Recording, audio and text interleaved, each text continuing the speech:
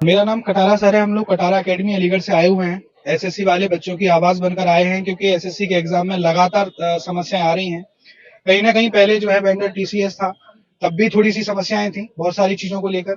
और फिर से अब जो एजुकेटी को ये रेस्पॉन्सिबिलिटी दी गई है, तो फिर से बच्चों के सामने प्रॉब्लम आ रही है।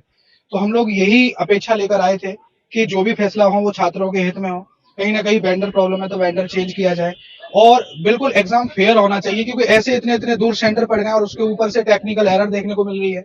छात्र ग्राउंड लेवल पर बहुत ज्यादा निराश है, बहुत ज्यादा टूटा हुआ है बच्चा। तो हम तो यही सरकार से गुहार करते हैं। हम सभी शिक्षक इसलिए आए हैं क्योंकि छात्रों को हमसे अपेक्षाएं होती हैं। लगातार छात्रों को हम पढ़ाते हैं तो बच्चे रेगुलरली हमसे क्लास में बोलते हैं कि सर क्या होगा, क्योंकि बच्चों को कहीं ना कहीं एक हम लोगों में एक उम्मीद नजर आती है। तो आज सभी शिक्षक, आज देश के सभी शिक्षक यहाँ एकत्रित हुए हैं, और मुख्य विषय यही है कि बच्चों के हित में फैसला लिए जाए। यानी वेंडर अब जो भी हो, लेकिन एग्जाम फेयर होना चाहिए। इतने दूर सेंटर का कोई मतलब नहीं बनता है।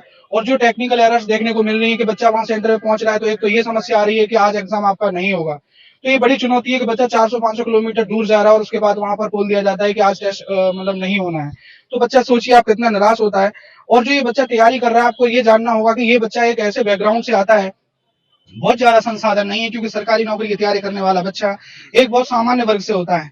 तो इन बच्चों की भावनाओं के साथ खिलवाड़ ना किया जाए, क्योंकि इनके सपनों को ना मारा जाए। हम यही अपेक्षा करते हैं सरकार से और गुहार करते हैं कि हमें आप शिक्षक के नजरिए से ना देख के एक छात्र के अभिभावक के रूप में देखिए, क्योंकि हम वही आवाज लेकर यहाँ पर आए हैं, और ऐसी उम्मीद करते हैं कि जो भी निर्णय होंगे वो छात्र हित में होंगे, और हम ऐसी अपेक्षा करेंगे सरकार से।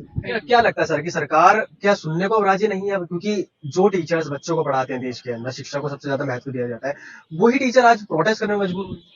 जी, बिल्कुल सही कहा आपने, क्योंकि कई बार से लगातार कहा जा रहा है सरकार से, लगातार हम लोग तो बहुत टाइम से ये चीजें कर रहे हैं।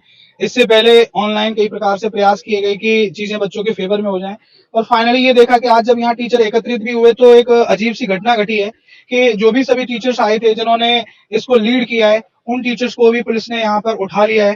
तो ये हम लोगों के लिए बड़ी हैरानी की बात है कि जितने भी हमारे साथी शिक्षक आए थे और इस मुहिम को सक्सेस बनाने के लिए, उनकी बात को धैर्यपूर्वक नहीं सुना गया। किसी ने सुनवाई नहीं की है। तो हम कहीं ना कहीं इस बात को लेकर बहुत ज्यादा निराश हैं। और एक शिक्षक कभी अपेक्षा नहीं रखता, क्योंकि शिक्षक बनना ऐसा पाप नहीं है। मुझे लगता है कि ये कहीं ना कहीं एक ऐसी प्रवृत्ति है कि ये हमारा एक प्रयास होता है, छात्र हित में होता है।